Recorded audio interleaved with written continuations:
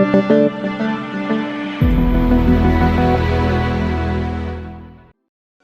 do you know about the air mixture that humans inhale and breathe?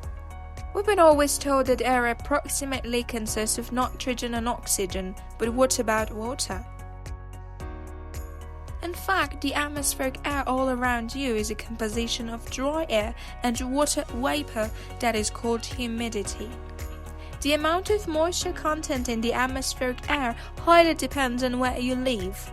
Clearly, the cities and shorelines are more likely to be humid in comparison to foothills. This is obviously due to the presence or absence of water sources in an area and also geographical conditions. Scientists have somehow quantified humidity. Absolute humidity, or simply omega, is a measure of moisture. Omega equals mV/Ma, which means the mass of water vapor over the mass of dry air. This relation might not look familiar to you since you've probably heard of the term relative humidity. However, it isn't that much different. Phi, or relative humidity, is the ratio of mV to the maximum amount of moisture that air can hold at the same temperature. Note that the moisture capacity of air depends on its temperature, which means if you check the weather channel at different times with various temperatures, you'll receive different numbers of relative humidity even if omega is constant. There is another interesting thermodynamical concept defined as the dew point temperature. As you might have noticed, phi cannot exceed 100 persons. At this point, air is saturated and sufficiently filled with moisture.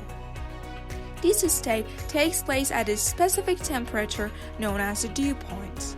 Any further drop in this temperature results in the condensation of humidity. You've all seen your car windows and glasses fogging up in winters and rainy days, and your soda can sweating right after you bring it out of the fridge, or even those tiny little water droplets on grass every summer morning. In all these cases, the relative humidity is 100%. On a cold day, the weather outside the car is much colder than the inside. Therefore, the excessive moisture produced by passengers exhaling or things like this condenses out as it heats the cold window whose temperature is below the dew point. By warming the inner space, you simply avoid reaching this critical point. That's why turning your heater or AC system on dehumidifies fogged windows. The same thing happens to your glasses. When you wear a mask, you keep exhaling moisture, and as soon as its vapor molecules hit the cold glass, condensation occurs. Unless you wash your glasses with soap and water. The soda can experience a similar thing.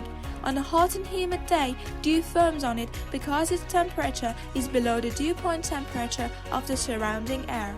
If you live in a humid area, you've probably paid attention to wet grasses in the morning, even if it hadn't been raining. Well, this is all due to what we just mentioned, dew formation, which takes place because the humidity is being condensed. So the next time you check the weather channel and notice 100% relative humidity, don't be surprised to see dews. Thanks for watching us. Feel free to ask us your questions, and as always, do not forget to subscribe.